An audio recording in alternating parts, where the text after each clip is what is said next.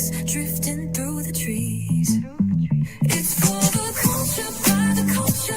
Braylon Lee's got the soul to show you. Breaking it down, lifting it higher. Feel the rhythm, spark the fire. Headlines flip with a soulful twist. Behind the scenes where the magic sits. It's the heartbeat of the now and the then, where the story starts and never ends. Tune in, lean and feel the groove. Every moment, a vibe you can't lose. It's for the culture, by the culture. Braylon Lee's got the soul to show you. Breaking it down, lifting it higher. Feel the rhythm, spark the fire.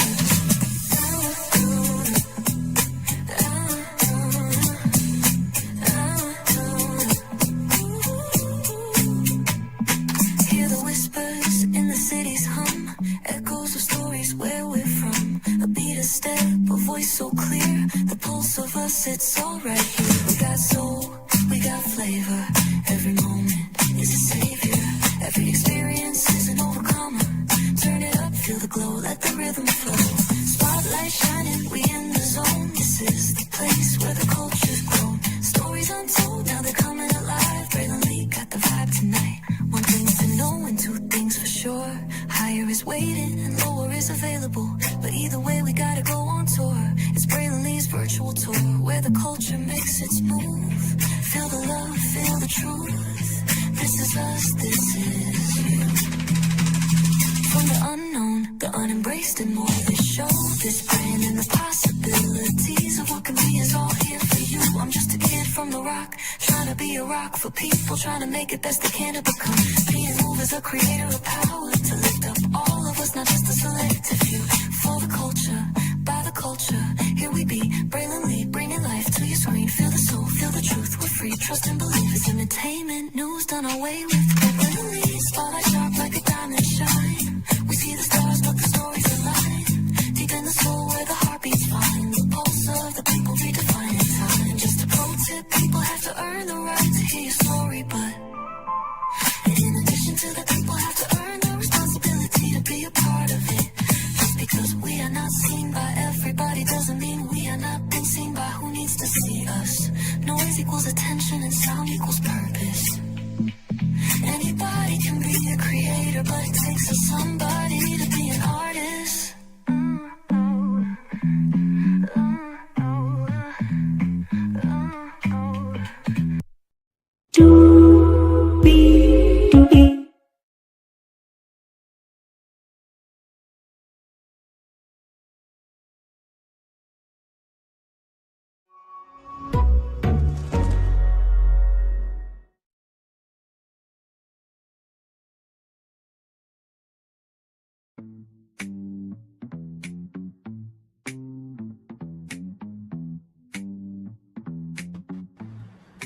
Well, hello, hello, hello, hello, hello, hello, hello, hello, hello, hello, hello, hello, hello.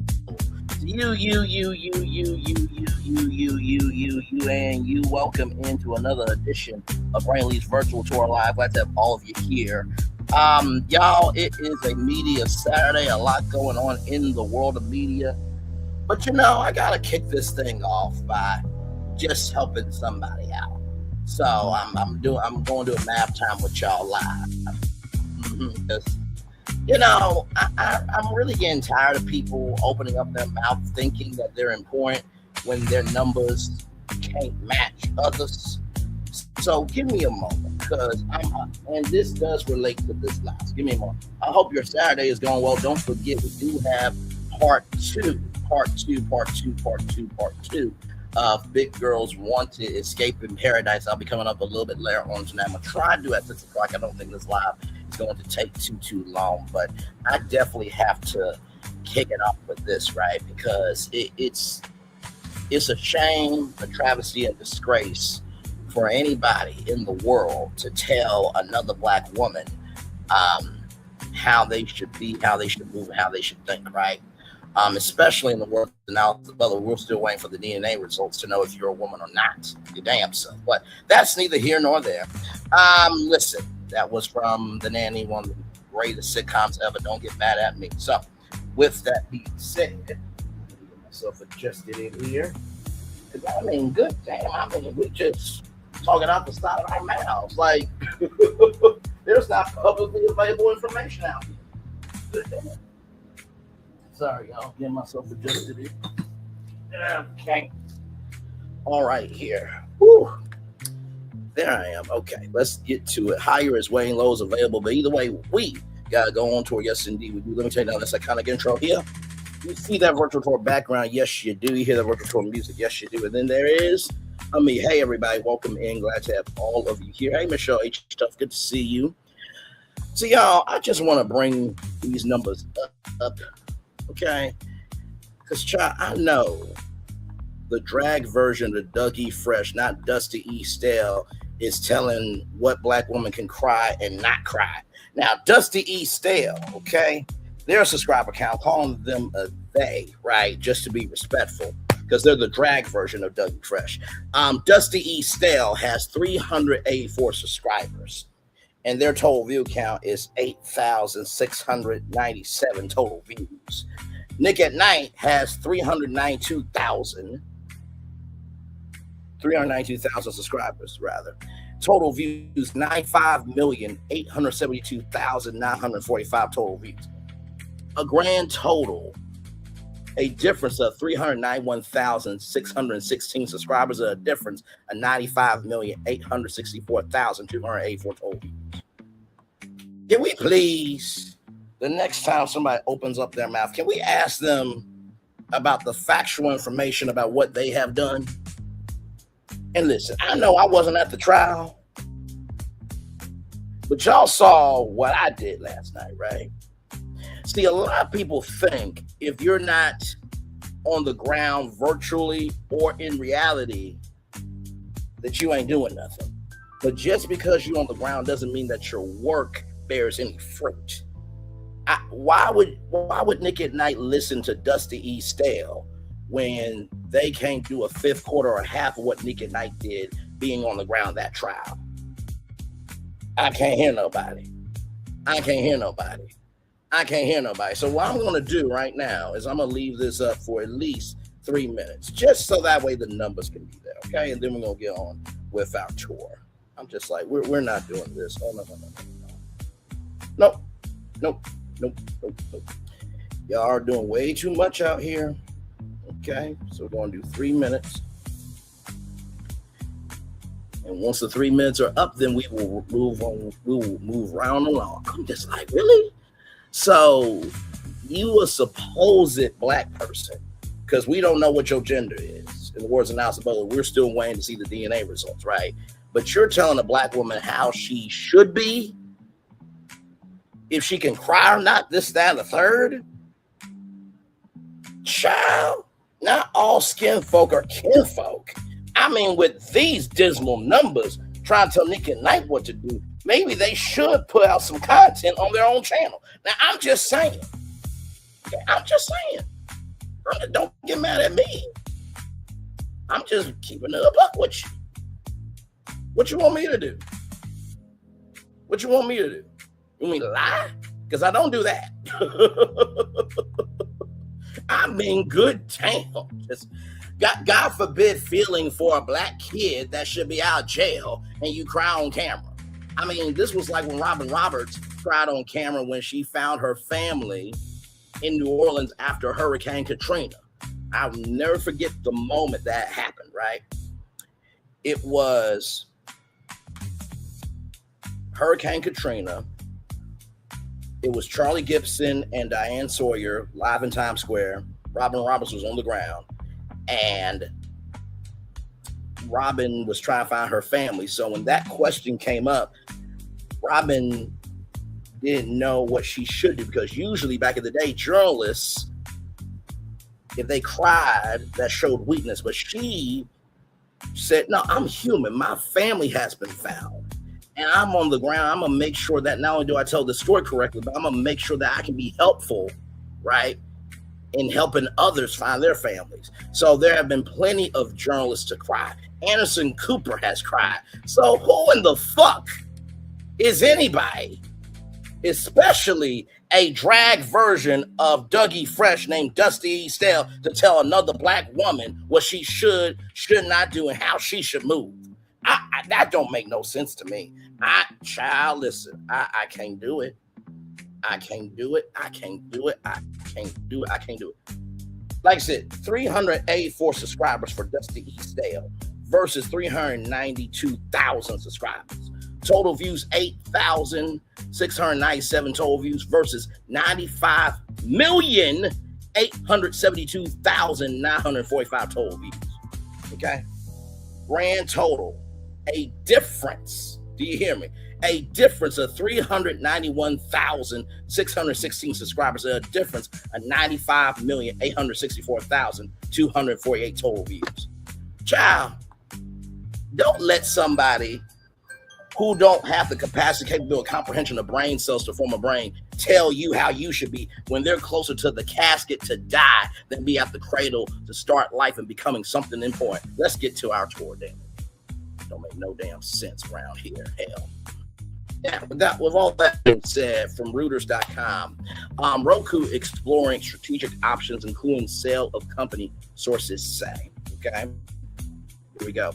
On June 12th, this came out yesterday, Roku Inc. is exploring its strategic options, including a full sale of the company, according to 6 people familiar with the matter, amid interest from companies seeking to access its vast streaming audience and advertising platform. The company, whose shares jumped 22%, has held discussions with at least one U.S. media company about a potential, combination, though no final decisions have been made on a potential sale. One source said the company has also explored options, including a private investment in public equity or PIPE transaction, another source said. Roku did not immediately respond to requests for comment. Roku, which has a market capitalization of about $19.4 billion, produces streaming devices and Roku branded TVs, distributes streaming services, and operates a growing digital advertising business. Its business is largely driven by advertising and subscription revenue from streaming apps on its platform. Advertising is the largest component, with revenue of $613 million first quarter.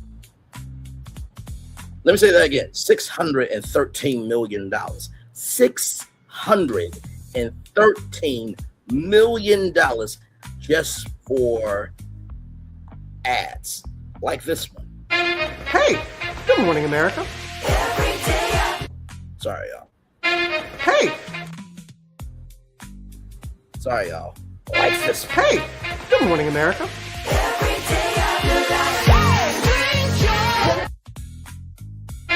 Hey, hey, good morning, America.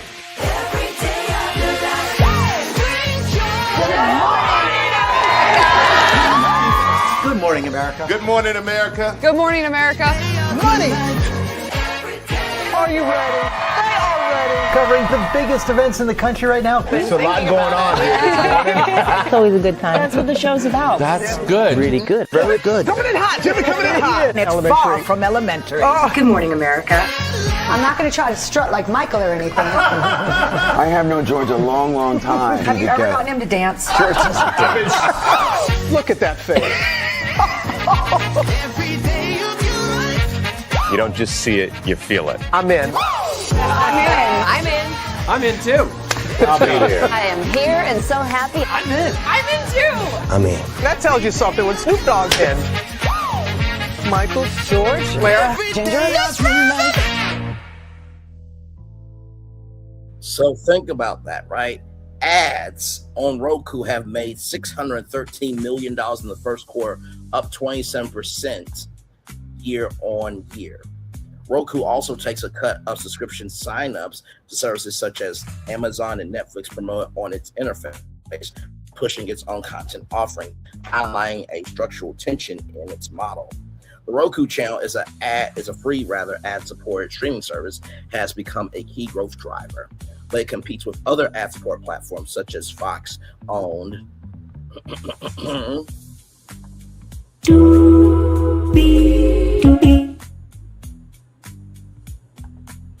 Tubi.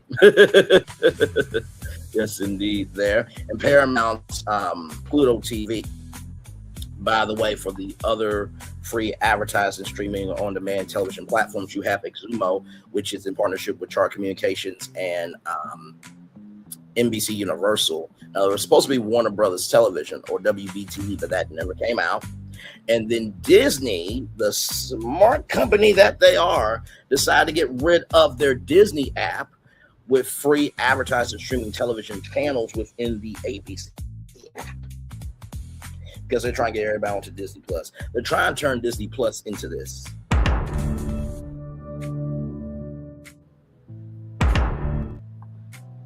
But that's never going to happen because Disney is known for kids and family content.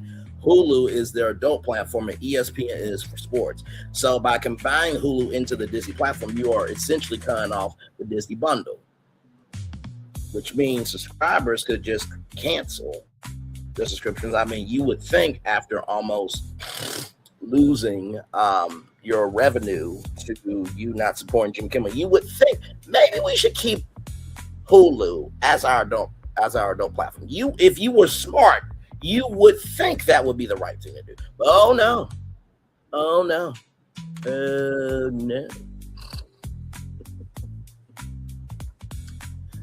Oh my God.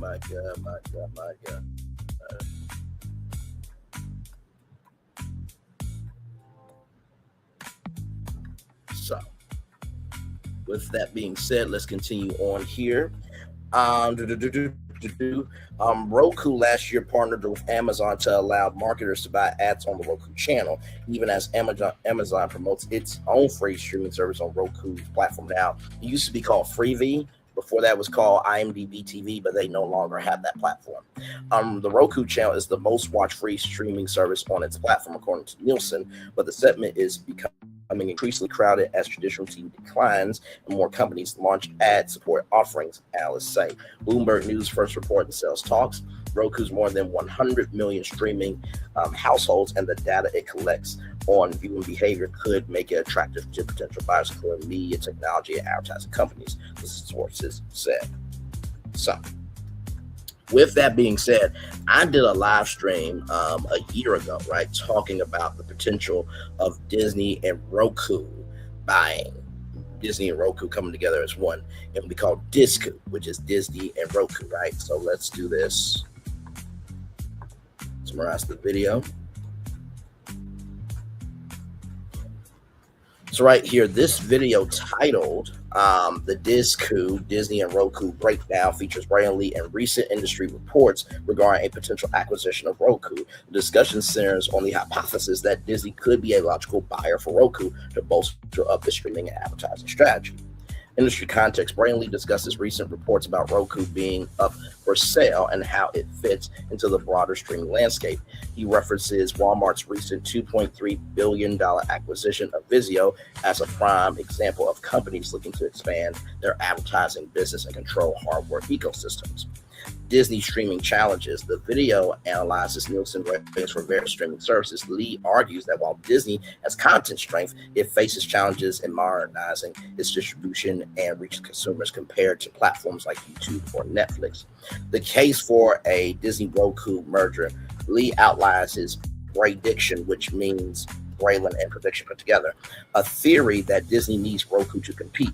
He highlights that comparisons like Fox, Tubi, Paramount, Pluto TV, and NBC Universal Xumo already possess free ad-supported streaming television fast platforms. He suggests Roku's massive user base of 80 million plus active accounts and hardware presence would provide Disney the missing piece for a comprehensive free ad-supported streaming strategy. Integration strategy. Lee explains how hypothetical acquisition can integrate Disney, Hulu, and ESPN content into the Roku system, improving content discovery, leveraging Roku's smart TV technology. The video concludes with a recap of the streaming landscape, emphasizing that while the acquisition the consolidation trend in the industry suggests that major players will continue to seek out platforms that can secure their future in the digital era. Now, like I said, we don't know the company that is in talks. I just thought of another live I could do tonight. Now, of course, we got the Big Girls Want to Escape in Paradise.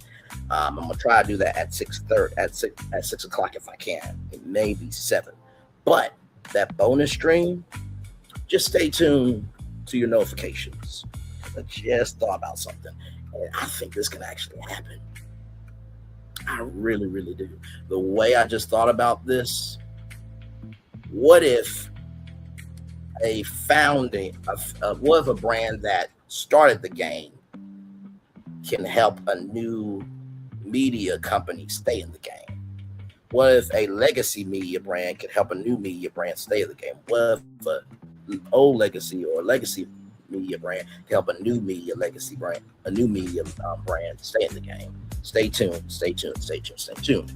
So now that we got that out the way, let's continue on, because that's not all that's happening, right? So former Essence CEO Caroline Wenger sues over fallout from Essence Fest controversy, right? After announcing she was stepping down as CEO. Give me one moment, y'all. Sorry.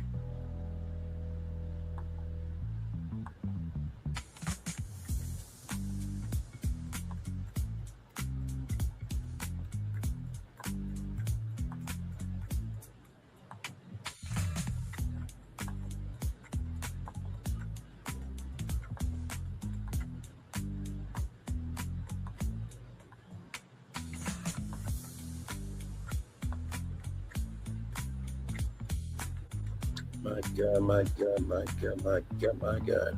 Moving on. Like I said, after announcing she was stepping down as CEO of Essence Ventures amid turmoil around Essence Fest, Caroline Wenger is claiming defamation. Caroline Wenger split from Essence Ventures is now heading to court. On Thursday, June 11th, the former CEO filed a lawsuit in the Supreme Court of the state of New York against both Essence Ventures and Sundial Media for defamation, alleging her reputation was mishandled amid the fallout from discourse surrounding last year's Essence Festival culture. Now, we talked about this here at Brandon's Virtual Tour Live, that the sets weren't starting on time.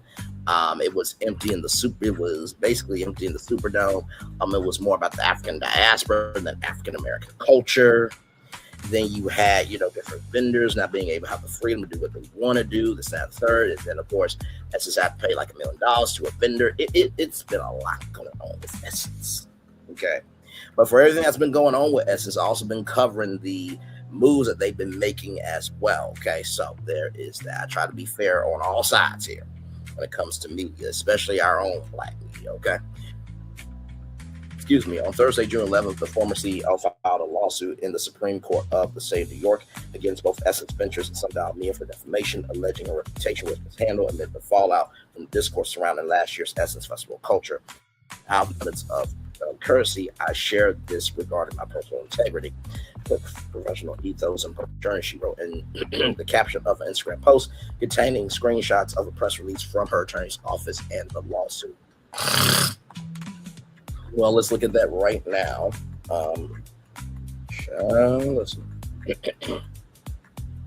So here we go, y'all. So that is the phone number for the attorney. And then right here, link in bio, a repost from 8/25/2025. Until the lion learned to write, all stories favor the hunter. African proverb, rather. Salad, any one word. Repost from 7/10/2025. Out of the abundance of courtesy, I share this regarding my personal integrity, professional ethos, and purpose journey. Hashtag, I'm highly % sure that some missing knowledge has led to false assumptions regarding my leave as president and CEO that predated the activation of operational plan for a significant annualized event. My holistic career experiences amidst the current social economic climate have no proven role in the current state of affairs within the company and its supporters. But when directly asked a question around that my background has insight into, I answer it within the parameters of what I know, have perspective on, and am accountable to. My heritage, values, principles, lived life, and sense of community are a place of pride, passion, and purpose to hashtag democratize authenticity for the upliftment of all, not just for some. I believe we are each obligated to leave the baton of life further ahead than where we picked it up in honor of those who came before us, in service of those coming after us, and in disruptive discourse amongst those here now. Leveraging factual and constructive observations, insights, and experiences is the only appropriate way to drive change and should take place as often as needed in service of progressive forward with sufficient room for the nuance of individual perspectives that needed a line across all but reflect the realities of the voices that share it. I encourage debate and discussion within the aforementioned guardrails, absent of sensationalized slander without proof, lies without legal defense, and character connotations that give way to conviction and correction. Some have, with full knowledge, been demonstrating unsubstantiated behavior undermined, reflecting inability to defend feedback without backfeeding truth. The defamation and disparagement smoke that accompanies the correlating, the uncorrelated ain't what anyone should want. Take heed. Okay, so this came out one day ago, right? And then as we continue on here,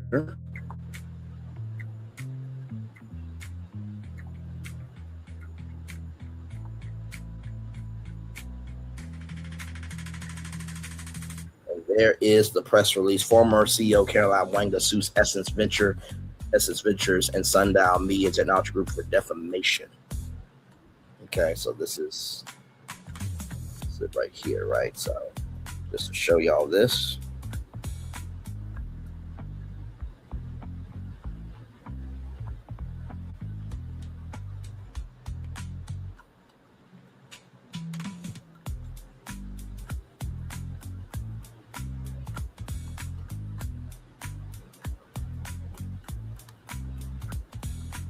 And then here is, she put the whole lawsuit on there. I don't know how many parties, not parties, but I don't know how many pages it is.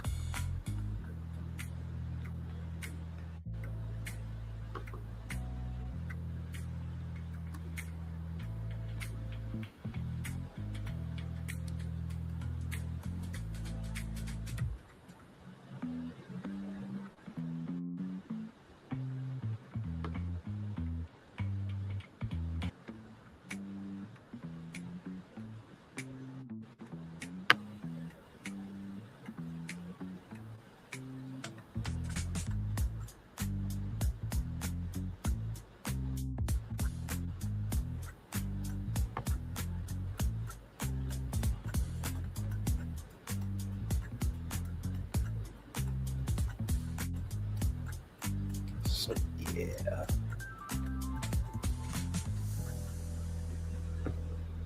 And that's the last page right there. So that's just to let you guys know about it. Let's get back to the article here.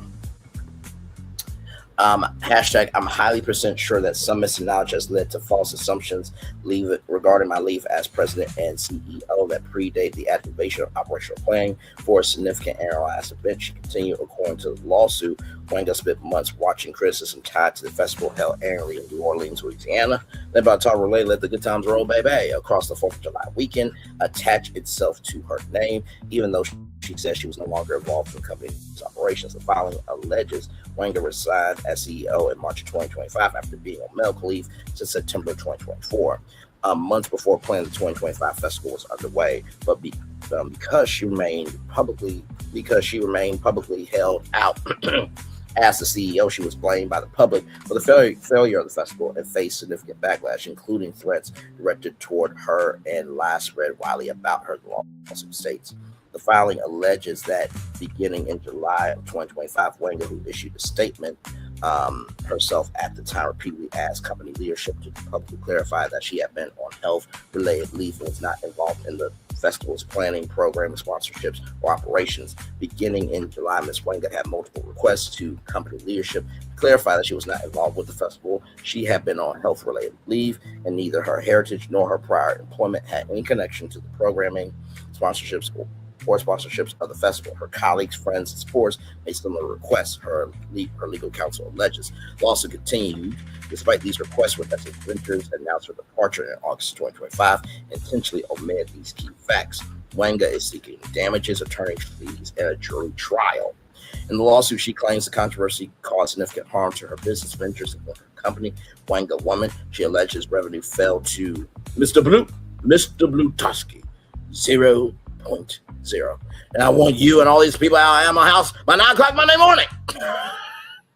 I love that line. Shout out to Ari Lang from formerly of the Howard Stern Show for that. Employees had to be laid off, book sales declined, and business opportunities dried up as a result of the fallout. The filing marks Wanga's first Instagram post since August of 2025, when she and Essence Ventures jointly announced that she would not return from health leave and was stepping down as president and CEO. The timing sparked widespread speculation coming amid intense scrutiny of the brand following the festival. Essence Ventures today announced that Caroline Wanga, who has been on health leave since September 2024, has made the decision not to return to her position as president and CEO of Essence Ventures, the company said at the time. We are profoundly grateful to Caroline for her leadership, vision, and unwavering advocacy of Black women and culture, said Richard Lee Dennis, founder and chairman of Sundial Technology Media Group, parent company of Essence Ventures. Her expertise in culture, equity, and organizational change has fueled progress across the Essence Ventures portfolio. Caroline has left an indelible mark on Essence and beyond. We celebrate the many ways she has amplified our mission and impact. Sundial Technology Media Group did not immediately return the Grio's request for comment. The disclosure surrounding last year's Essence Festival was a mixture of criticisms about access, influencer involvement, production, sponsorships, and planning. Confusion surrounding Lauryn Hill's late set during opening weekend fueled for the criticism before Essence publicly clarified that earlier delays had pushed her performance back. As criticism spread on, the conversation moved quickly beyond production complaints into broader debates about the brand's direction in relationship to Black culture. According to the lawsuit, Wanga became a target of much of that criticism despite her absence from the company.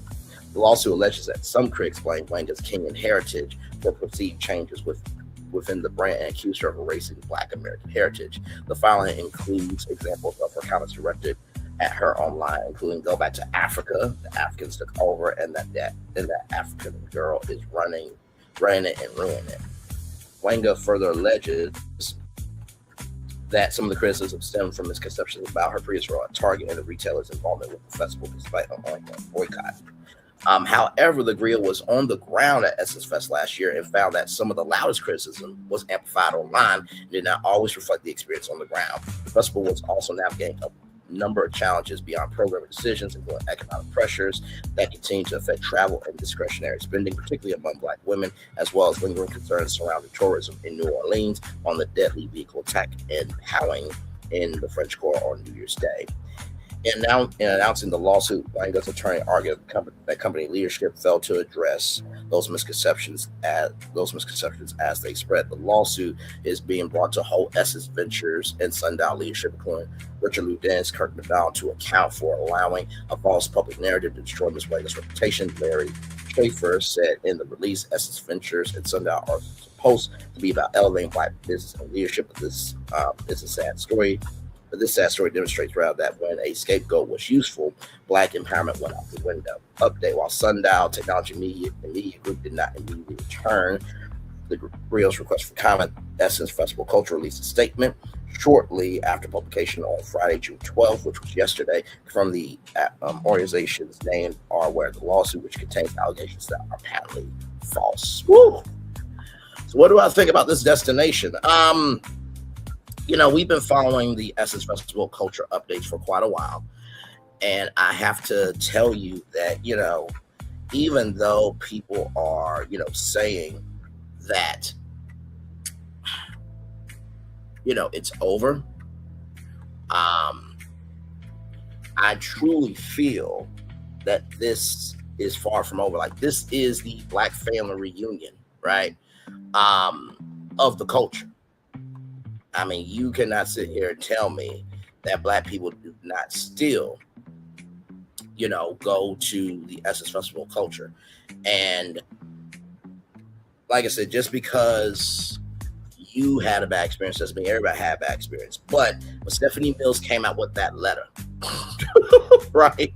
She came out with that letter, and child, it was everybody co-signed like, hallelujah,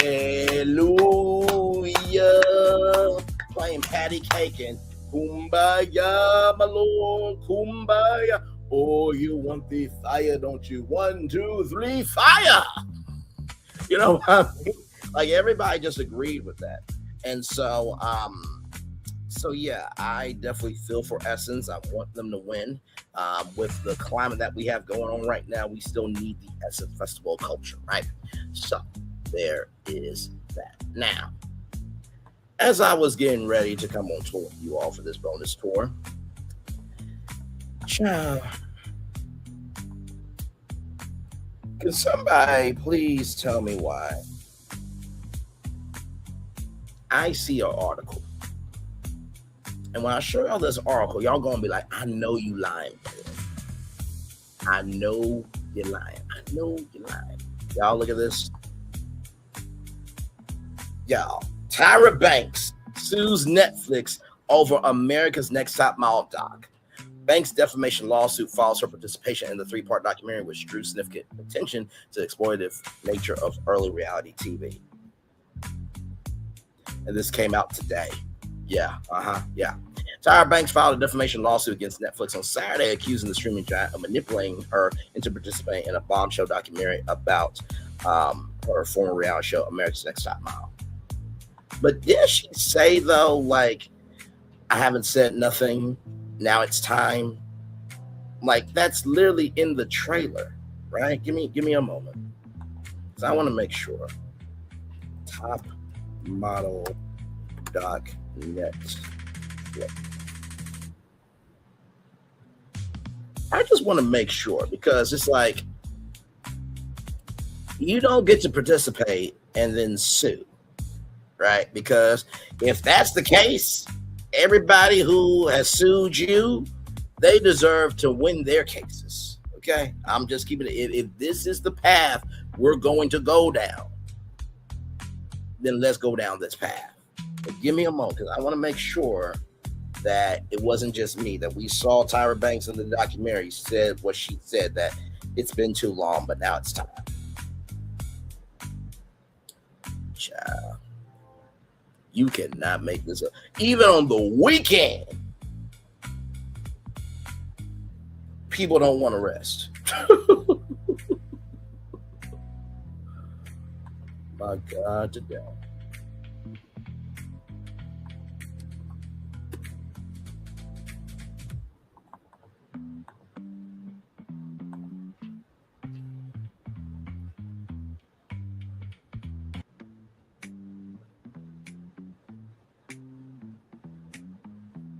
Sorry, y'all. Give me a moment. My laptop is making it do what it do, and I'm not liking it.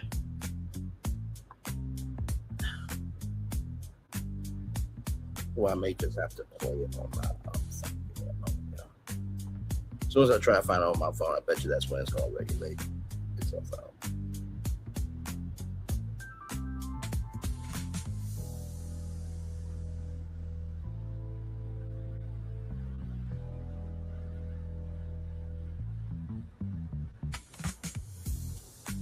Okay, I want everybody to listen to this, okay? I want everybody to start. I was rooting for you. We were all rooting for you. Listen. I haven't really said much, but now it's time. I'm going to play that 2 more times. I was rooting for you. We were all rooting for you. I haven't really said much, but now it's time. 1 more time. Just want to make sure we're all on the same page, right? I was rooting for you. We were all rooting for you. I haven't really said much, but now it's time. You went on the documentary series. Like, what we doing here? So now you want to make it do what it do. And yes, I did see that. I'm going to do a separate live stream on that. Like I said, just because I don't say everything don't mean I ain't seeing everything. So yes, the DOJ did approve the merger of Warner Brothers Discovery and Paramount. But of course, there are still lawsuits to block it. So it's not a fully done deal, okay? So I know about it. I think I want to do a separate live on that. Okay, so just give me some time. But yes, indeed. So, but child, Tyra, you were in the documentary, sweetheart. That was you in the trailer for the doc. What we doing here? Oh my God. Okay, let's get into it. Tyra Banks filed a defamation lawsuit against Netflix on Saturday, accusing the streaming giant of manipulating her into participating in a bombshell documentary about her former reality show, America's Next Top Model.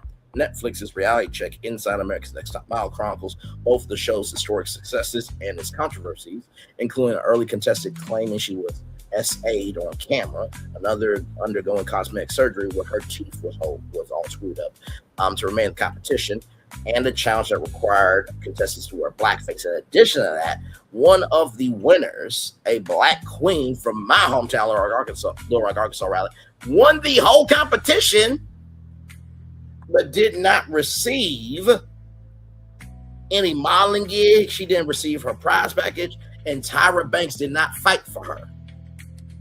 Now, I understand the others, right? Because not everybody's going to win, right? But I would like to believe if those people were on your show, hey, just because you didn't win doesn't mean anything. You are a part of the America's Next Top Model family. We're going to get you in touch with other people. We will put together a portfolio to showcase your best work, right?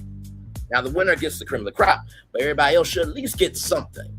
And by the way, you helped Tiffany off camera. So there ain't no way in hell you helped Tiffany, but yet you didn't help your own winner. But yet you suing Netflix, though.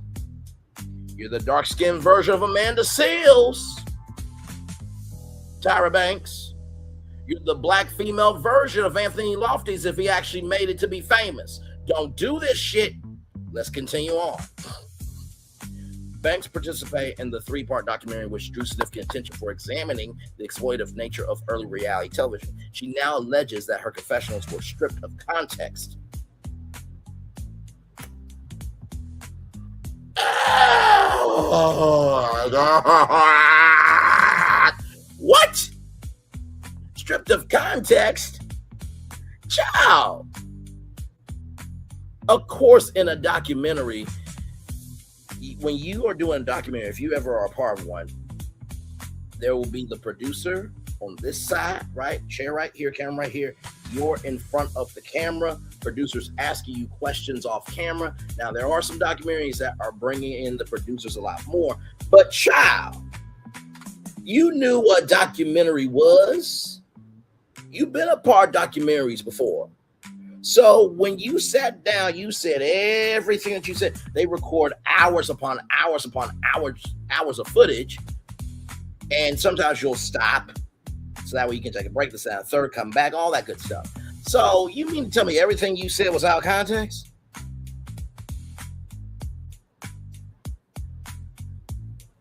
Tyra.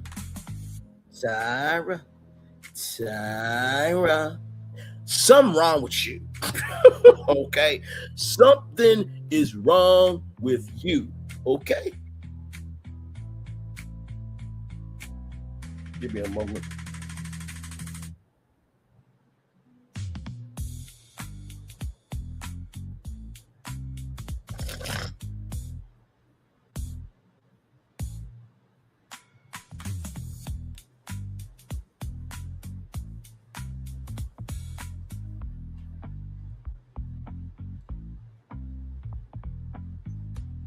Give me a moment.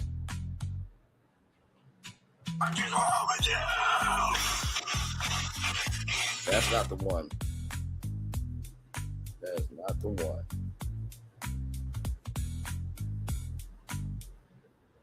That's not the one. There's a meme that goes, "What the fuck is wrong with you?" But I'll just say that I'll just play this one instead. Hey, little dude, see your mom and daddy out the room. Oh, I live by myself, thanks. I don't have parents anymore. You know who I am.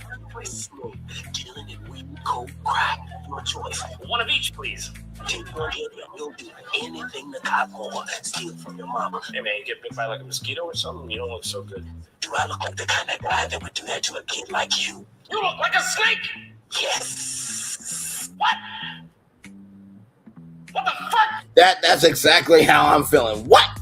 What the fuck?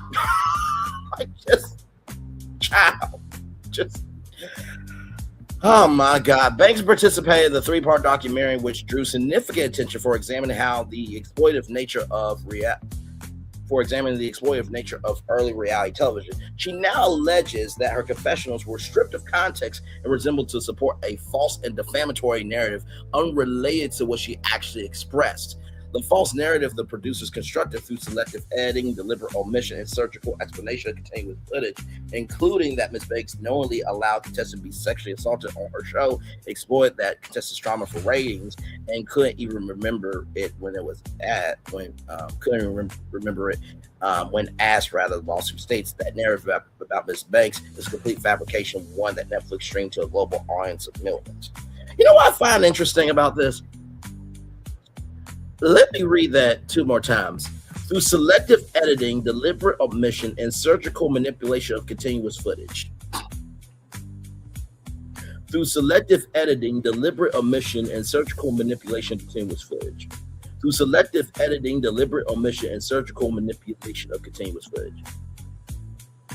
So, question: with America's Next Top Model, did y'all not do selective editing? Did y'all not do deliberate omission of things? And did y'all not surgically manipulate continuous footage? So the thing that you did on your show, you're going to sue Netflix for. The thing you did on your show, you're going to sue Netflix for. The thing you did on your show, do y'all follow the red bouncing ball? The thing that you did on your show, Tyra Banks, you're going to sue Netflix for. Okay, child. All right. Okay. All right. Netflix declined to comment. Banks says she agreed to participate because she believed viewers deserve candid conversation about the show's legacy, its successes, and its shortcomings. The suit notes that Netflix aired only 16 minutes of a 3.5-hour interview in which she placed no restrictions on the topics she could be asked about. Then you know what you should have done, Tyra? You should say, hey, listen, I'm going to be a part of this documentary, but I would like if we could do, a 3-part, 5-part, 7-part, however many episodes you can, slice up of a 3.5-hour interview, that should be a separate series on Netflix. She could have done that. Tyra Banks, you got social capital. I cannot with this. The suit accuses Netflix producers of selectively editing portions out of Banks' interview to make it seem like she was responding to questions about former contestants' sexual assault, something Ms. Banks had never heard before and was not told during her interview. Contestant Shandy Sullivan claimed in the documentary that she was assaulted during the filming of the show's second season. Defendants edited the Netflix series to make it appear that Ms. Banks knew she was being asked about a sexual assault and was intentionally trying to evade the topic, the lawsuit states. Ms. Banks respects Ms. Sullivan's perspective and the courage it takes for Ms. Sullivan and others to speak up. Ms. Banks wishes somebody involved with the Netflix series would have told her what Ms. Sullivan shared with them, the super teams, but they deliberately chose not to. Sullivan did not immediately return a request for comment. Banks is seeking damages for loss of future business opportunities. Didn't you say, I cannot wait for Cycle 25? You said that at the end of the documentary. I watched it, child. We all watched it. And by the way, you already had some failed business adventures. You had, Model Land, you had Tyra Beer, you had Smy's Cream, Hot Cream. You've had failures already in business. So Netflix didn't do shit to you. This sounds like a money grab, to be real with you. Okay? But apparently, Banks is seeking damages for loss of future business opportunities, loss of business income, other compounding losses, as will be shown at trial. This is going to be a trial? Oh, hell. No specific monetary amount was listed. My God, today, the suit alleges the documentary has caused significant harm and damage to the personal brand. It caused damage to the personal brand? Sis, have you typed in Tyra Banks Netflix doc and seen how many commentary videos it was? You've had a track record before Netflix. What we talking about? The suit alleges that the documentary has caused significant harm and damage to the personal brand she has worked for decades to build. It's been maintained throughout the world, adding that online ratings for her Sydney-based ice cream business, Smize and Dream, have plummeted since the documentary aired. Now, last time I checked, I think Black Femininity TV said that your sales were down anyway. Sincerely, your sales were down anyway. Actually, hang on, let me find that. Well, if I can, because I don't know what YouTube is doing. Let's see here. Black Femininity TV.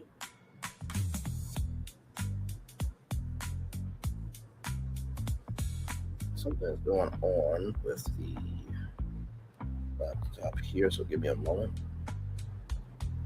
Black Femininity TV, Tyra Banks Business Ventures. Black Femininity TV, Tyra Banks Business Ventures. Okay, so give me a moment, because we're going to go to that part of Blavity, not Blavity. Shout out to Blavity, though. But Black Femininity TV's documentary, so give me a moment.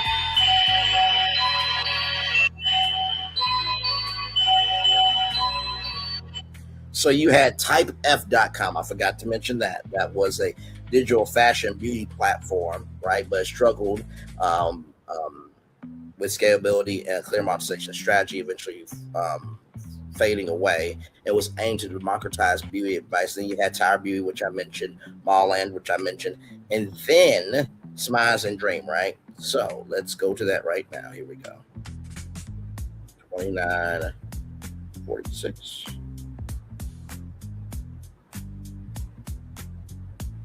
I just want you to hear this. 29. Here we go. Or did it become a defining destination in the way Tyra had envisioned it? I just want you to listen. Whether it was intended as a permanent installation or a temporary activation became increasingly unclear. And like several of her previous business ventures, it eventually closed quietly without a defining moment of success. This is Model Land that closed down. We were on to our next business venture. This is like an ultimate dream for me. I've had a passion for ice cream. This was on a shelf for 15 years, and I want to create an ice cream company. It harkens back to all the ice cream memories I have with me and my mama, eating ice cream after school, in the car. Right. But I wanted to make sure that there was something special and surprising about it too.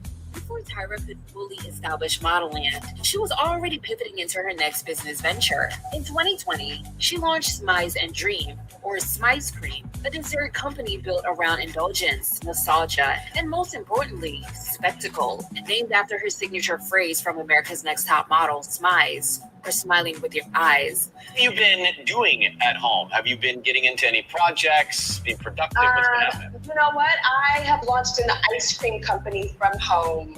Okay, tell me. It's called Smize Cream. Smize Cream! Yes, I trademarked Smize Cream about a year ago, and the press found out about it, and they're like, oh my God, Tyra's got Smize Cream. What flavors? There is a secret Smize surprise in every serving. Like There's a chunk about this big. It is a chunkalicious chocolate-covered cookie dough treat. She wanted the brand to be more than just ice cream. It was marketed as an experience. Again, the product itself sat somewhere between traditional ice cream and Italian frozen custard, with different flavors named the best vanilla I ever had, strawberry birthday cake, brownies, I love you, purple cookie monster and me, salted caramel king, cookie caramel queen, and chocolate barbecue. Each serving included a yes, you heard that right, chocolate barbecue. In a press release, she said, ever since I was a little girl, my mama and I had been obsessed with creamy, crunchy, gooey comfort and delight of ice cream. Everybody has their own unique stories and moments with ice cream at the center of them. Hot summer days, celebrations, even broken hearts. But ice cream always made it better. Tyra tied the venture back to childhood memories and emotional connections to dessert. She said, during Mama's hard-working years, every Friday night after homework and dinner, we'd have girls' night at the Haagen-Dazs ice cream shop in Hollywood in her white Honda Accord, in her cray-cray in a good way style. She'd school me on her laser focus, one more bedroom goals, and more. We'd laugh, cry, and dream our biggest outrageous creative dreams together. The business itself extended beyond packaged products. Smiles and Dream launched with nationwide delivery and a flagship storefront in Santa Monica, strategically placed near Modelland. It was immersive in a different way. Inside the shop, the design was quite the visual. There was a display of cookie dough truffles and a giant gold chandelier made out of headphones. The space was built around DJ Splits, a cartoon mascot inspired by Tyra Banks' mother. That I do not know. Throughout the branding and decor. When she said she's going to pass out some of her Smiles cream, well, then I said, not only you guest co-hosting, I'm going to be here eating ice cream all day. The anticipation for this ice cream is through the roof. Everybody. Now, Kevin Frazier is a host on Entertainment Tonight and The Shelter. Both of them are very established, right? But this black guy, says, put this ice cream on your head, and apparently it's not supposed to fall or nothing. And it's like, okay, stand in balance. And then they went down like this and clap, clap, clap, clap. On Entertainment Tonight, the platform that made Mary motherfucking Hart. We went from Mary Hart, that legend, Nancy O'Dell, and many others, by the way, not to exclude anybody. But we went from that to ice cream on the head and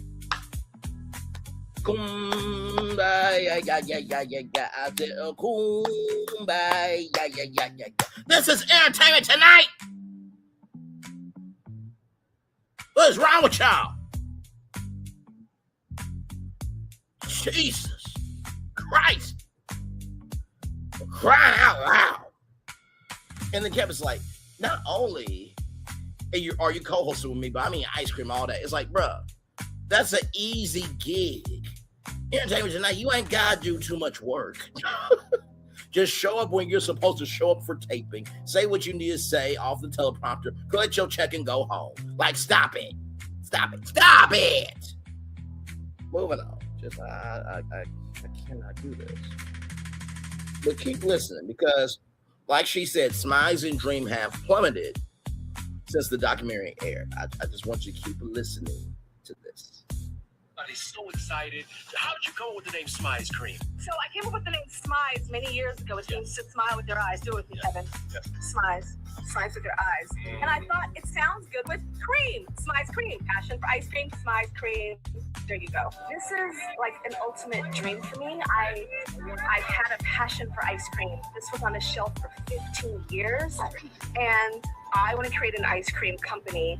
It harkens back to all the ice cream memories I have with me and my mama. Eating ice cream after school, in the car. Right. But I wanted to make sure that there was something special and surprising about it too. Okay, so you have 7 flavors already. Yes. It's going to be online. You can buy it online tonight. Yes, we are launching it with you guys. This is so exciting. With Entertainment Tonight right now. What is your favorite flavor? My favorite flavor is Purple Cookie Monster, and it is a cookies and cream ice cream with our frozen custard base, full of Oreos, but it's purple. But the most telling evolution of Smiles Cream came with its most bizarre innovation. But it's purple. Do you know if I went to go to the grocery store right now, this is not to reduce Smiles Cream, but just to let you know how simple it is.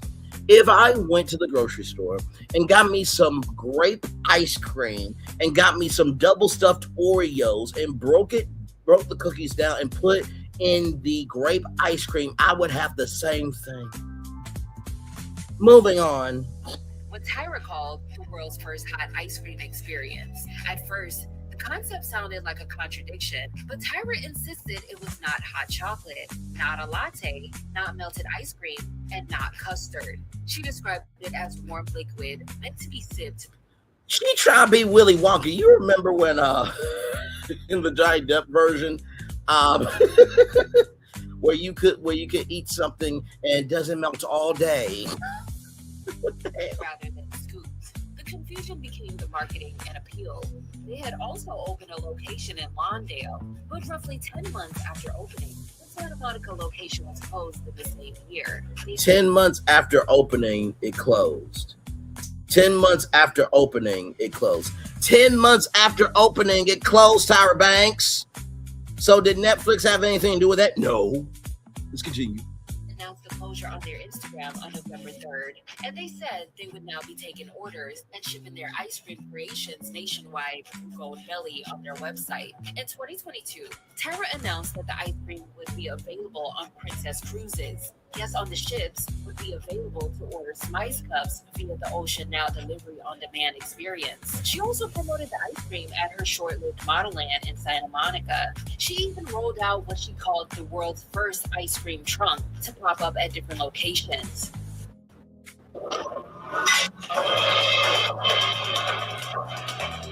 Do y'all hear how something the buttermilk ain't clean? Tyra chose Dubai as its first location for international expansion outside the United States. The restaurant Brunch and Cake, exclusively served Smiles and Dream, had its 4 sites in Dubai and Abu Dhabi. In 2024, Tyra announced Smice Cream was once again expanding in a very interesting video.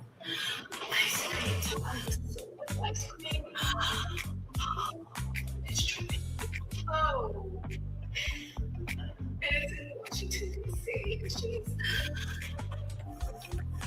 By the way, the video that I'm playing right now is from Black Femininity TV. Shout out to her.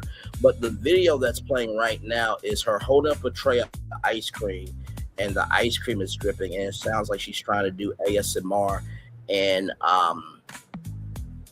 she's trying to do food on y'all by like licking and biting and swallowing ice cream. Now, listen. Get in where you fit in, child. But like, you know, you could have done cherry, vanilla, and blueberry. You could have done 3 different ice cream flavors and just said, hey, where do you think I'm expanding next? That could have been a lot simpler. Would make people think. But in our society, some of us have the attention span of a gnat. Let's keep going. She's eating. She's eating.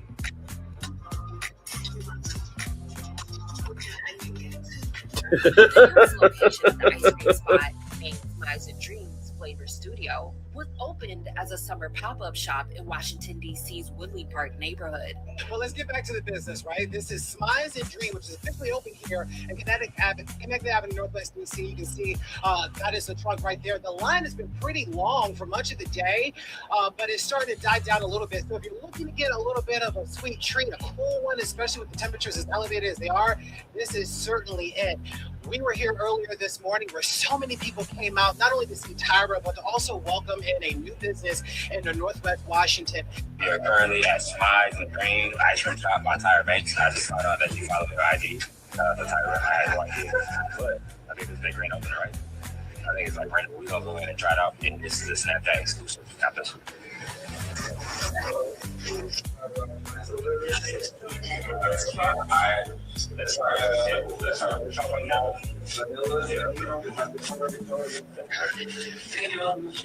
It's 3 different flavor profiles of vanilla and That's really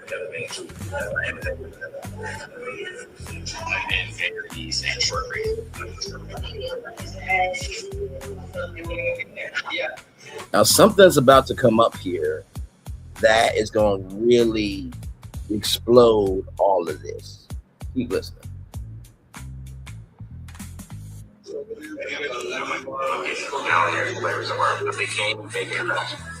And then in 2025, she constructed a new store in Sydney, Australia, after she relocated to the country. And that's where the now infamous hot ice cream really took off. Hey everybody, rise and shine. Welcome to my home in Sydney, Australia. It's 6:30 a.m. and that means it's time to make my coffee.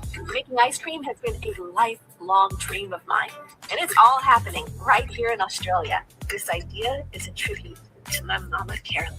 And my dream is about to happen very soon at launch, which is our Smiles and Dream flagship. Behind there is a construction site. My dream, that's me.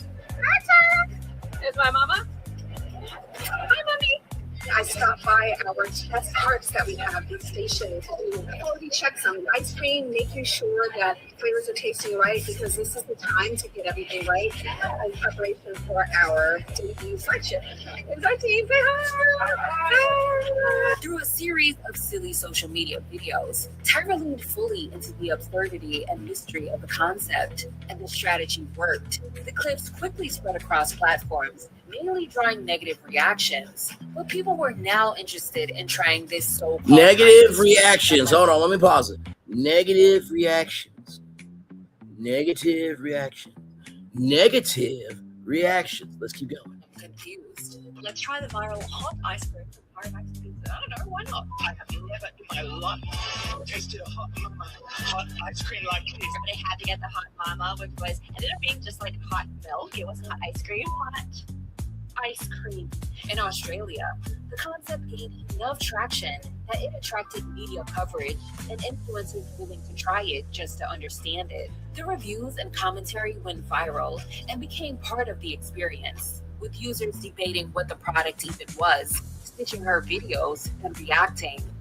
You know what, Kevin? It has been a whirlwind. I put out, and I will say, a crazy video. I feel like I'm going crazy. It's like I don't sleep. These ideas just keep coming in my head. It's just like, bang, I'm waking me up. And then this one came to me. Hot ice cream. Having fun. Just saying I'm losing my mind. Because, Kevin, I truly am losing my mind because I don't sleep. Because I'm always thinking of new ideas and new I don't think that's why you're losing your mind, child, but let's continue. flavors and new campaigns and all of the things that the world hasn't even seen yet, and it drives me crazy. And so I was venting on social about that, and then I came up with this new idea: hot mama, hot ice cream. I just put it out. Kevin, I'm in Sydney, Australia. I'm thinking, oh, okay, a few people in Sydney are going to be like, haha, that's cool, let's go taste it. We have been flooded worldwide, America, India, Europe, Asia, of people wanting to know what the hell is hot ice cream.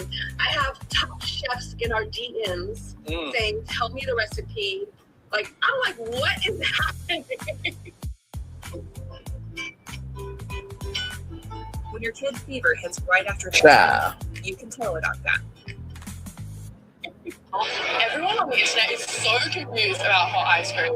You are like, you've been getting on it too. You're like, I won't tell you what it is. Yes, and then leaving them guessing. I'm obsessed with it. I need to know what it is, like definition. Yes, okay, so hot ice cream, it's not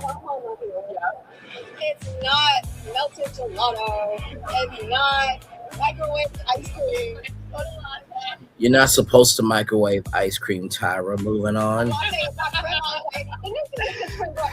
creme brulee, and I saw people saying that. I'm like, it is not creme brulee. Yes, so it is a drinkable ice cream, but it's not a milkshake. It's like drinking a baked good meets ice cream mashup. I know people think I'm crazy, Ellen. I know they think, I mean, I have so many people dropping into DMs like, are you okay? Do you need help?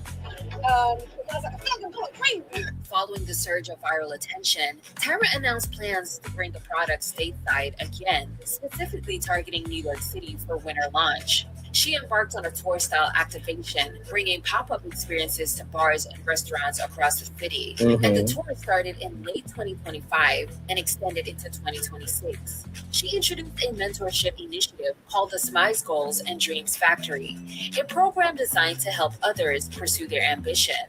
With Smize and Dreams, Tyra Banks once again proved that she understands how to capture attention, spark conversation, and build a world around even the simplest of products. At this point, Smize Cream isn't necessarily a failure. It's still generating enough attention and still going viral.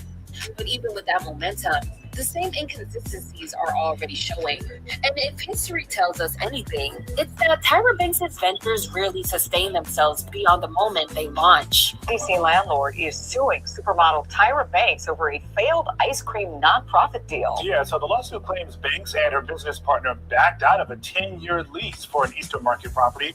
They moved that project. Backed out of a 10-year lease. Backed out of a 10-year lease.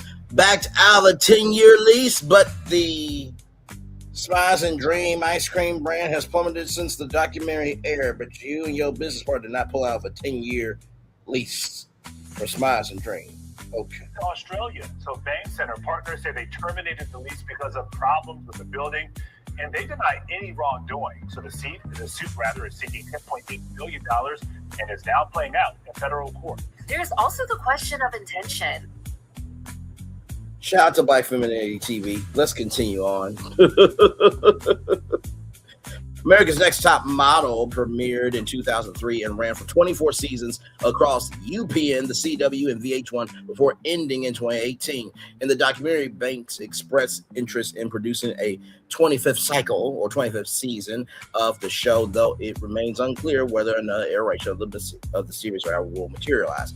Every other conversation about America's Next Top Model's legacy, including the candid reflection Miss Banks came prepared to have, is now drowned out by accusations she was never given a chance to answer, the suit states.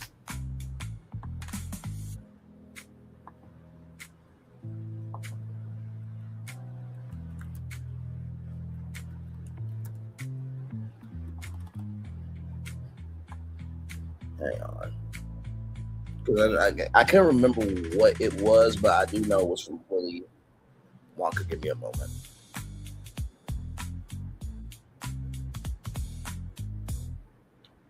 Hot chocolate ice cream Willy Wonka movie.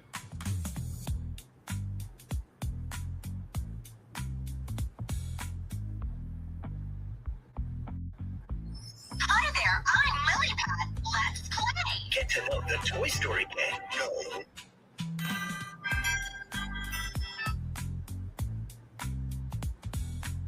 Yes,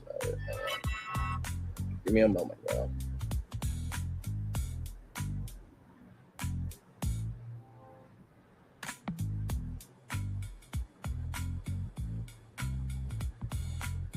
Okay, so in the 2005 movie, right, the Charlie and the Chocolate Factory, starring Johnny Depp, Grandpa Joe, Grandpa Joe explains that Willy Wonka invented a chocolate ice cream that stays completely frozen and never melts even on a hot summer day. So, Tyra, was that what you were trying to do? I can't. I just can't. With that being said, let me turn my camera on because we've done the whole show for an hour. Yes, we have. Child, that's what's going on Saturday. Like I said, I do know about the Paramount Warner Bros. Discovery deal.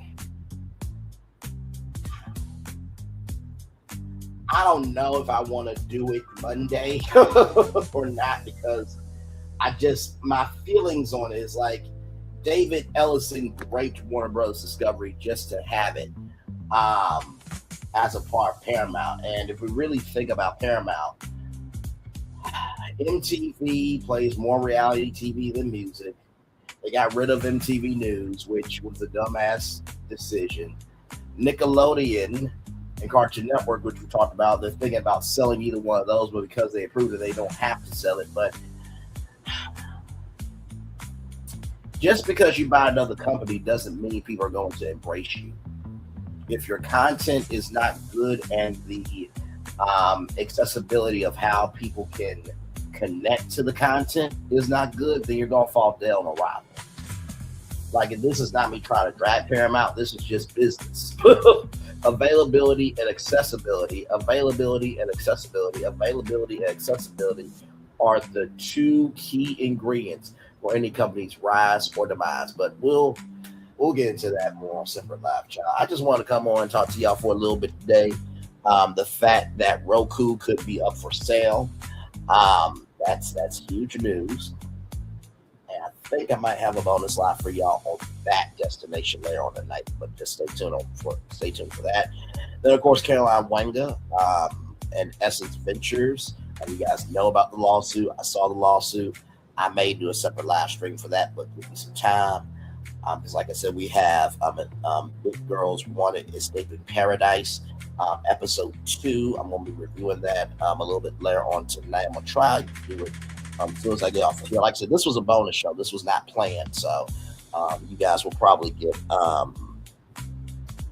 I know you're feeling about, I have a few things to say when I heard the news. Oh yeah. And for those of you who don't know, Phil is a part of BFP Imagineering, and Phil will tell you, One thing to know, two things for sure, there's nobody else on YouTube or on social media that breaks down media like I do. Okay, so for everybody saying, oh, Braylon's dragging Paramount Skydance to have a YouTube channel, yo, I've been talking about the media industry on my channel for 3 years now. We've been streaming for a long time, okay? We covered, NBC Universal spinning off the cable networks and Versant. I've covered the Paramount Skydance, deal and the back and forth of that. Talked about the sale of BET. Talked about BuzzFeed and Byron Allen buying it. I've been covering a lot of media, so please don't even try me, okay? Hell, I'm the one that takes media news and makes a whole tour about it and gives a whole new solution for the media industry to ponder on, okay? That's what I do over here. Listen. But anyway, we do have Big Girls Wanted, Escaping Paradise. We'll be reviewing that a little bit later on tonight. I'm going to try to do that around 6 o'clock. So just give me some time for that. And then I got one more bonus one on the Roku conversation. Like I said, it's always something. If you feel like there's nothing to talk about, just look around. I promise you it's more than enough to talk about. Some of y'all are just being lazy, don't have the capacity, capability, comprehension of brain cells to actually go out there and find some new stuff to talk about. That's just factual. But anyway, into it. I don't think that this lawsuit with Tyra Banks is really going to go anywhere. Netflix, because child, all Netflix has to do is do a discovery and be like, oh, okay, Tyra is failing. And all they gotta do is look at Black Feminity's documentary and look into her finances and everything, and believe me, Netflix will get out of this.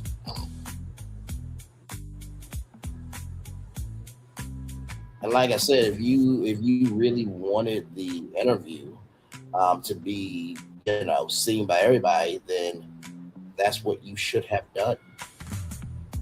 You know what I mean? You should have said, hey, can we do this as a series on Netflix? That's all you had to say. In your Tyra Banks, I'm sure they would have done a Netflix series where they broke up the 3.5-hour interview for you. I promise you they would have. Child, that 16 minutes, it looked like it was more than enough damage. I can only imagine what you said in a 3.5-hour interview. Just keep it above.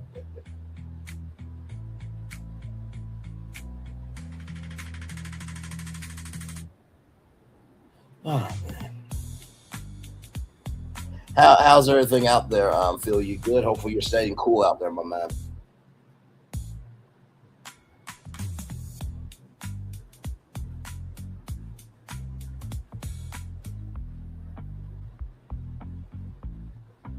I'll just say I won't spend time on someone crying about their struggles. No,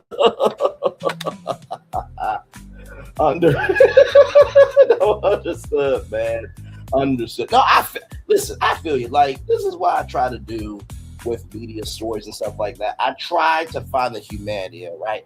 Because do everyday people really give a damn about Tyra Banks suing Netflix, even though she went on camera for a documentary?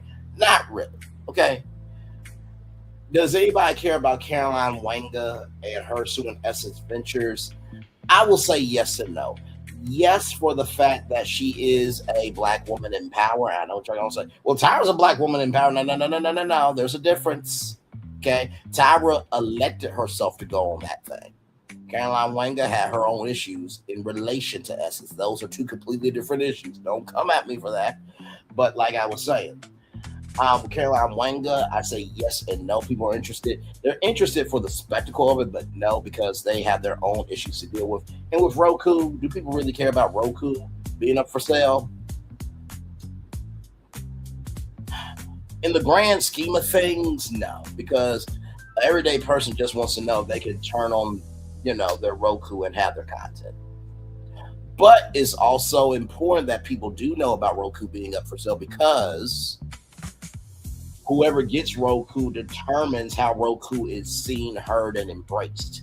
So if it gets sold to Disney, you need to know that. If it gets sold to another company, you need to know how that could affect your viewership of Roku, how that will affect Roku TVs, how that will affect Roku devices, how that will affect you as a business advertising on Roku.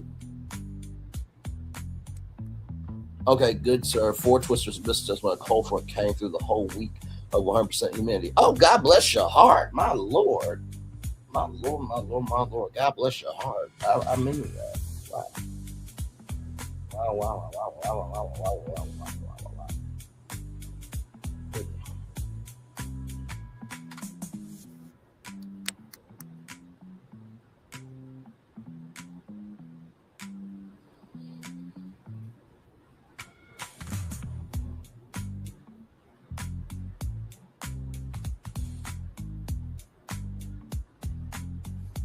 Man.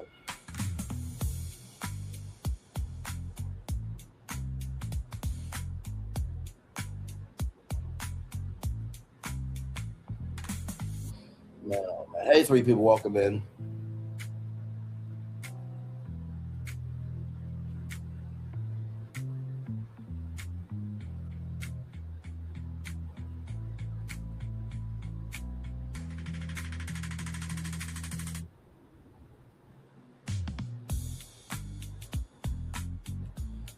Man. Yes, indeed. So yeah, we're just chillaxing here. Just chillaxing. I know that we're going to probably do another BFP Imagineering episode soon. There's been a lot going on in the world of theme parks. There's a Dark Universe expansion. Everybody knows already about the open portals. Some people did not like the let me flip the reverse mind back. Celestial Park is open, but they have the portals blocked off. And a lot of people say they are not liking that because it ruins the immersion when you see like a bunch of lines and, all that stuff. I'll just say this. I get it from the fans' point of view. Let me put it like this. I get it from the company's point of view of why they're opening Celestial Park, right? Because if you open up Celestial Park, then you are able to have a City Walk 2.0 and then hopefully buy, the food and the drinks and everything else, and seeing everybody happy and all that stuff. Then you want to go get tickets to go into one of the portals, right? So it's a promotional vehicle with inside the park, right?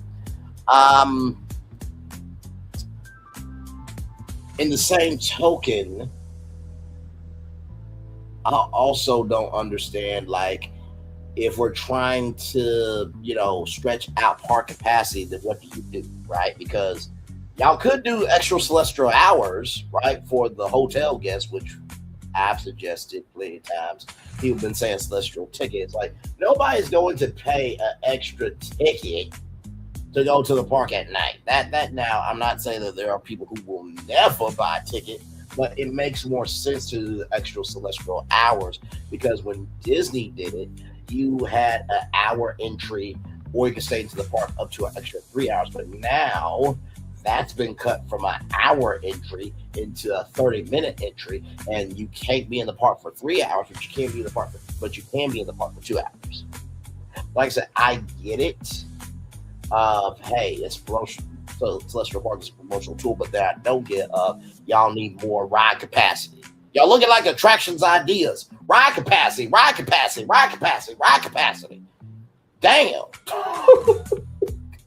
Y'all are like spoiled children. You just can't be still for 1 minute and enjoy anything. In the words of Mr. Incredible, I just cleaned up this mess. Can you keep it clean for 10 minutes? Damn.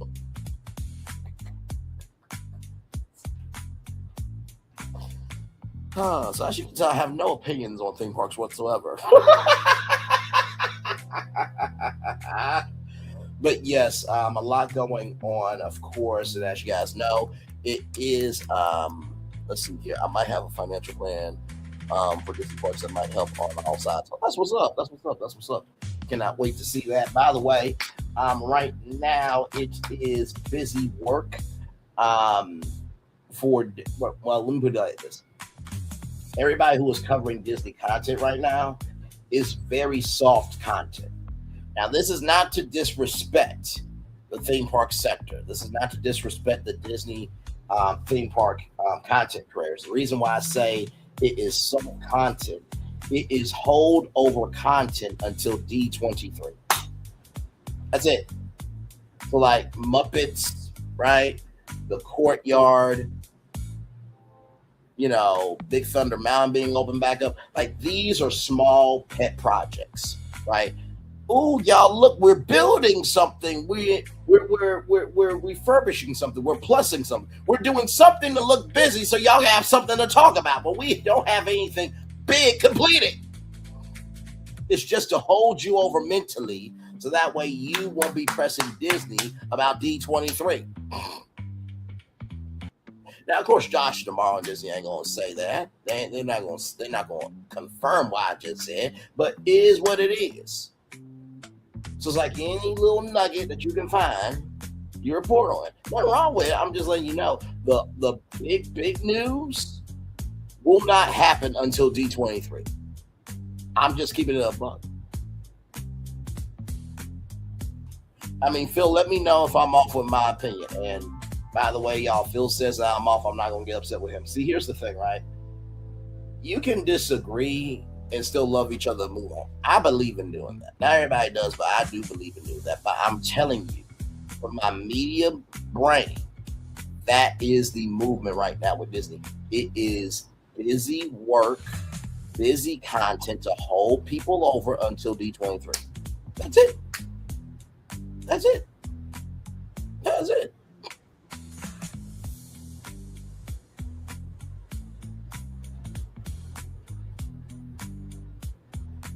$18 out of 55 projects related to Disney is completed for additional 10, making it 65.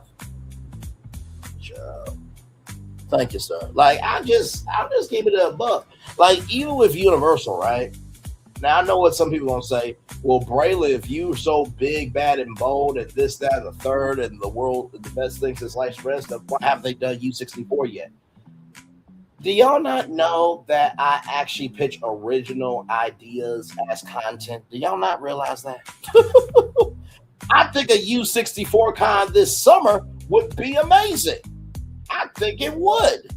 Personally, I think they should do U64 this fall and, coincided with the fall television season and air that on NBC since they failed to do the Epic Universe grand opening on NBC and stream it live on Peacock.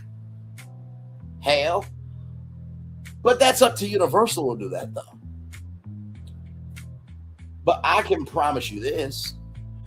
There is a bigger momentum of energy where even though Universal doesn't have any new parks right now,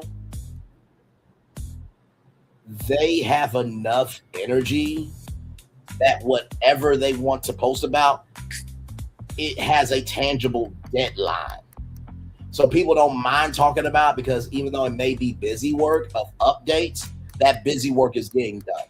Even though it may be busy work, that busy work is getting done. Even though it may be busy work for Universal with their pet projects, it's moving to a deadline that will be done. Unlike Disney.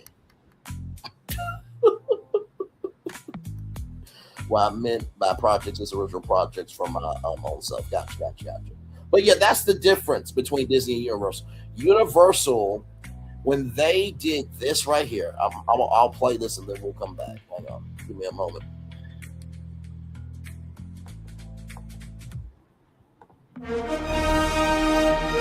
Prepare for a journey.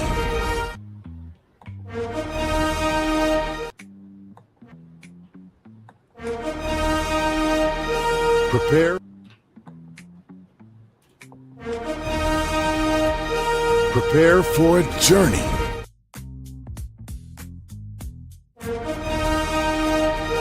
Prepare for a journey.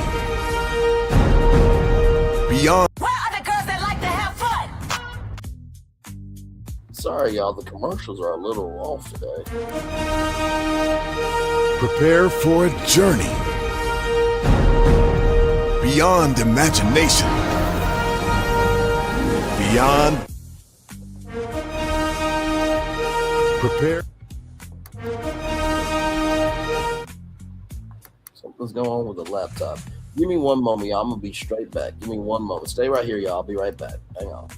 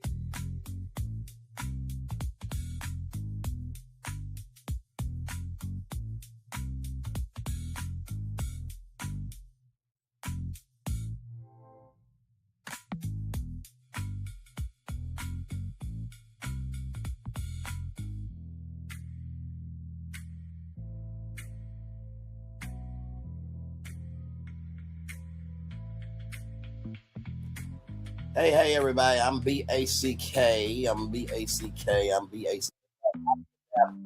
Right here. Now, here we go. Prepare for a journey beyond imagination, beyond belief, beyond anything you've experienced before.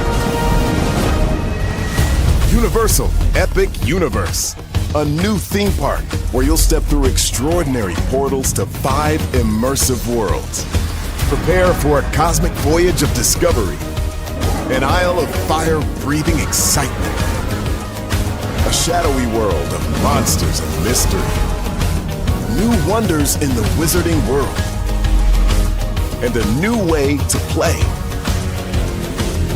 Plus the splendor of a magnificent resort hotel overlooking the park. It's all new excitement at Universal Orlando Resort. A week's worth of vacation thrills with 4 amazing theme parks, a variety of spectacular themed hotels, and incredible dining and entertainment.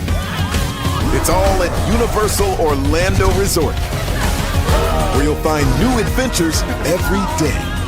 Explore the astonishing worlds of Universal Epic Universe at Universal Orlando Resort. When's the last time Disney had that energy? I'll wait. I will gladly wait. Tell me the last time Disney has made you feel anything of that energy. Please. Bruh, let me tell you something. Man, listen. You know, they had the Universal Mega Movie Parade, and they had the Universal theme music. I wish they could put the Universal theme music as a separate track on YouTube. I really do. But like I said, tell me the last time you have felt anything of that magnitude with Disney. The 50th, okay, here's the thing. The 50th anniversary celebration, it really wasn't. Do I need to play the Walt Disney intro? Are we really doing this? The happiest celebration on earth in the year of a million dreams was that compared to the best thing about it was the iridescent color and the castle. They didn't have the re-grand opening primetime live special on ABC. They didn't do 50 dreams for 50 years. I mean, it was just, I mean, hell, y'all could have broken the world record for 50 fireworks in 50 days in every damn state. Something with 50. Even on New Year's Eve, on Dick Clark's New Year's Rockin' Eve on ABC with Ryan Mother Huck and Seacrest, y'all could have gave away 50 trips to 50 different families, one from each state. Y'all didn't, that was a celebration. It was a brand campaign that never took off in the sky. It was like that big explosion from Blue Origin. Well, you asked, I tried. You know what? You're right. Listen, I'm not sorry for saying what needed to be said, but I am sorry because I'm sorry of the energy towards you because I did ask that question. You are correct, good sir. You are correct. You know how I feel about campaigns, right? And brand management, right? If you're the number one theme park destination in the world, right, or even in the United States, and you having a 50th anniversary celebration, I need to know that has been felt in any and every capacity. I should not have. Here's the thing. If I have to give things that you could have done and y'all the company and power to do it, you have fucking failed the assignment. Emotional damage. Failure.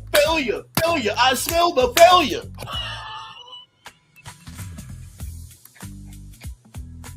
Once again, Josh tomorrow. Look, we're live from D23. He's going to all the mirror. Oh God. Oh, there's Braylon Phil Florentin. Okay, so I'll talk with Florentin, but I won't talk with Braylon and Phil because Braylon he just says we are allergic to creativity, and Phil he just flames us and thinks we ain't shit. So we'll talk to Florentin. 25th anniversary of Walt Disney was epic enough, right? They had the birthday cake castle. Some people didn't like it, but at least you remembered it. Oh my God. By the way, y'all, I say all this because I want Disney to win. If I didn't care about Disney winning, I would have never done a live stream on how to improve Disney. Never would talk about any Disney news. Never would have the energy to even care about Disney, okay? You got some people that are just, like I said, doing soft content. Keep Disney in the algorithm until Destination D23 is every other even year, but I think D23 is every odd year. But with that being said, I'm not going to just do soft content just to keep Disney in the algorithm. When they make significant news, we talk about it. But what's the point of doing soft content if they're not producing anything big that's worthy of talking about? Like what the hell? We got tons of collectibles from McDonald's from that celebration too. You know what? That is so great. You know how much I am happy about that? Here's how happy I am about it. McDonald's, I'm loving it. McDonald's, I'm loving it. McDonald's, I'm loving it. I love you right back so much I had to tell you thrice. Don't you just love our damn show?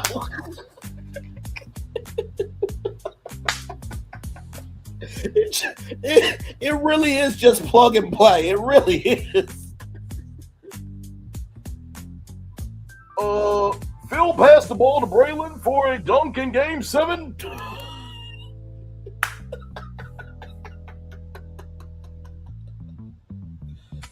Oh my God, child. Lord. Well, this has been a fun stream. Like I said, stay tuned, y'all, for more content. Always something new coming out. Like I said, Hard Hustle Houston, I'll do that Sunday. I have been hearing news about Hard Hustle Houston. I got to get in contact with my girl, Ro, so I can know what's going on. Because, child, it seems like this season, and I'm not going to speak as last season. Okay, I'm not going to speak that because it's just season 2. But something in the Kool-Aid ain't sweet about this season. And I know Ro can't really give nothing away because, you know, she'll be breaking NDA and all that stuff, and then the momentum of the show will be ruined. But something in the Kool-Aid, like I said, ain't sweet because it doesn't have the vibes of the first season. The first season was like the best season. But anyway, like I said, let me get off of here and get ready for Big Girls Wanted, Escaping Paradise. We're doing episode 2 tonight. And then I got one more stream for y'all a little bit later on. So did you cover the new airline you hinted about earlier this week? Yes. You mean EasyJet? Yeah, I covered that. Yeah, we did cover that. Talking about, I think, hang on, let me see something. I think I did. Hang on, let me YouTube.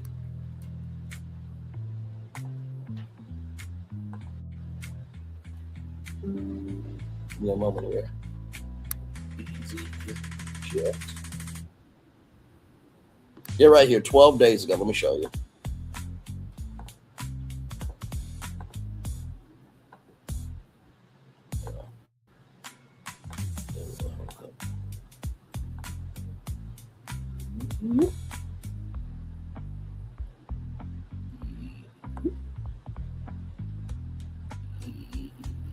Okay.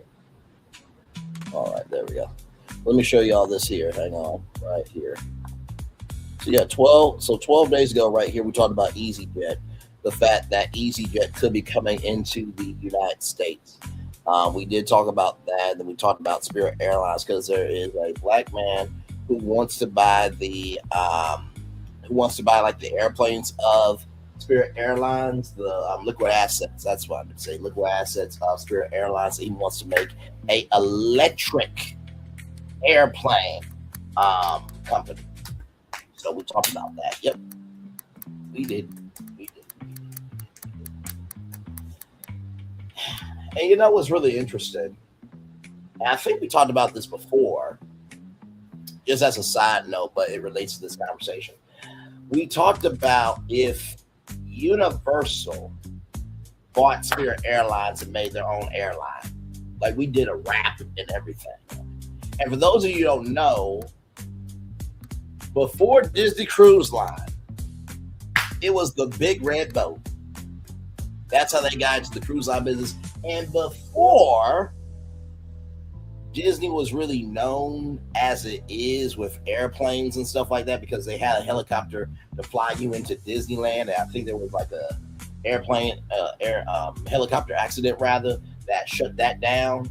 And before they got to be known for the Magical Express that they used to have, Disney had a partnership with Eastern Airlines.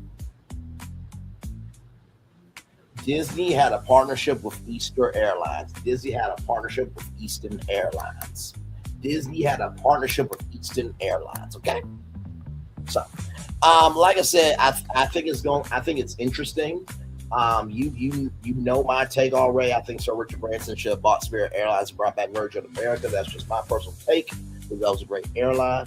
But you know, for some odd reason, he doesn't want to do it, which is, I mean, it's his right. But like I said, he has Virgin Hotels, he has Virgin Voyages, so it makes sense for him to bring back Virgin America. But hey, that's just my take on it. Like I said, with EasyJet, I think it's in the European Union. And so the European Union has rules about who can be an outsider and own it. So I think that will be a hurdle for them. You know what I mean? But also, too, I do believe. Let me see something.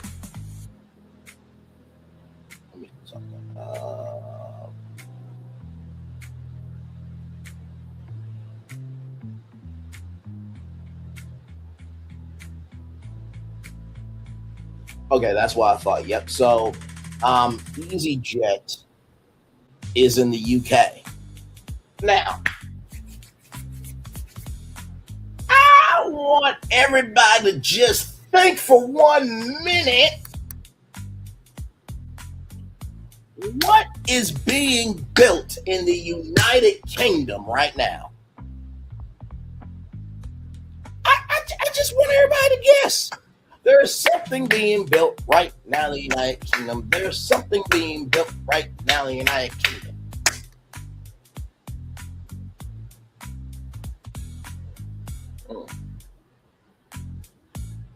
Trying to think. Disney's got what? Paris. They do Disneyland Paris. Is Dolly gonna be in the UK? Dollywood? No, I don't think Dollywood's gonna be in the UK. Is Hershey Park gonna be in the UK? Oh, it's Universal.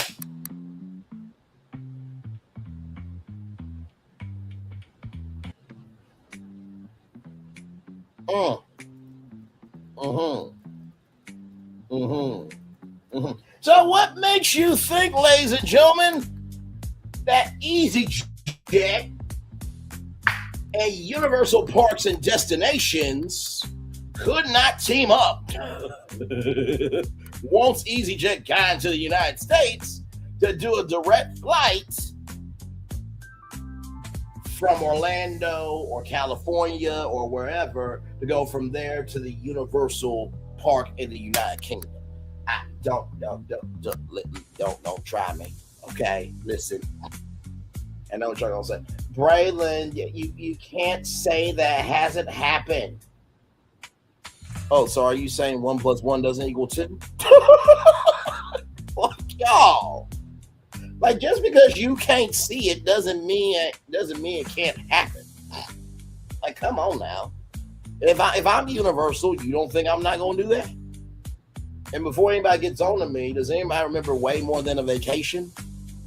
Where Royal Caribbean, right, exactly, Liverpool's the nearest airport. Does anybody remember More Than a Vacation where it was Royal Caribbean and Universal teaming up, where you could have 4 to 3 days inside Universal Parks and then go on a 7-day cruise?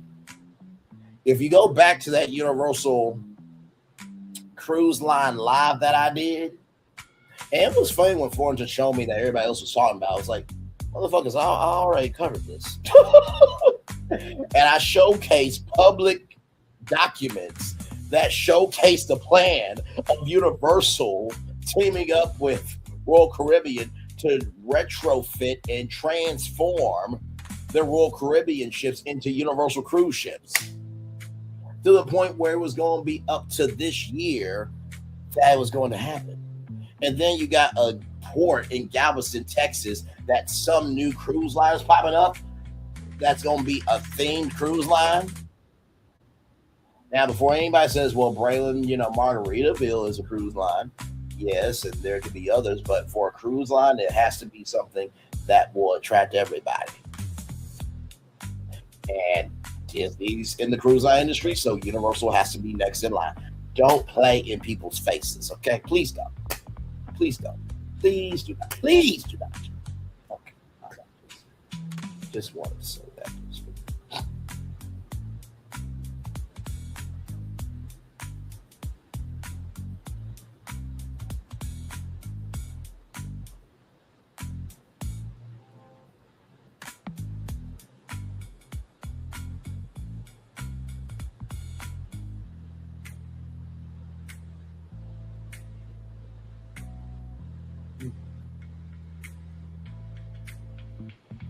Well, all right, y'all. One love, much love, all love. I feel the love that's in it right back to you. Thank you, Phil, for being here.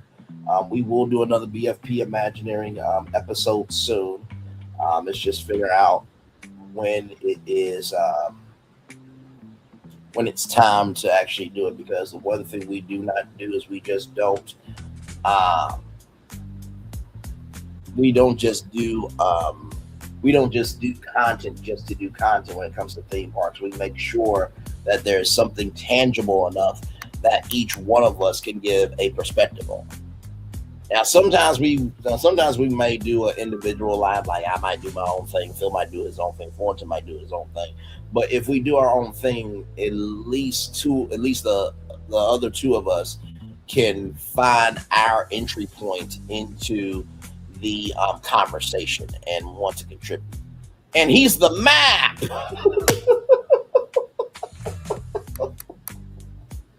By the way, I do believe now Paramount said that they're not selling Cartoon Network or Nickelodeon.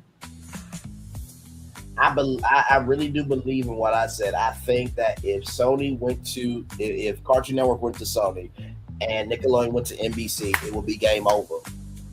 I promise you, more people will be tuning in to NBC than ever before, because guess what? Saturday morning programming blocks are a huge thing. Remember when Nickelodeon was on CBS? That was a programming block back in the day. Remember ABC? Remember Disney's One Saturday Morning? Remember ABC Kids? I can't hear nobody. Go back to that Nickelodeon Cartoon Network live that I did and see how I broke that down. Now, NBC and Sony, if y'all do that shit, I need to be a creative director at the Nickelodeon Cartoon Network, because that was a smooth ass plan. Okay, you could not have predicted that any better. And plus, knowing that, imagine Astro buys a cartoon on Cartoon Network. I'm just saying. And maybe it might say the Cartoon Network Hotel, because now you got all these, PlayStation characters that you can add to Cartoon Network. Then you got Toonami and Adult Swim as well. So, but anyway, let me get out here for real, y'all. I'll see y'all a little bit later on tonight for Big Girls Want to Escape from Paradise. Season 1, episode 2. All right. One love, much love, all love. Bye, everybody. Yes, those were the days. Archie! Braylon being great again. You know that, right? Honey, sweetie, pictures. Yeah, listen, you know how I feel about black people, but Braylon is a good black person that I believe can actually do some shit. I think he should be the president instead of this dumb bastard in the White House. Archie, are you saying some white people are shit? Well, that cracker there in the White House is shit. I'm saying Braylon should be president. Okay, Archie, we gotta go. Bye, y'all. See y'all soon.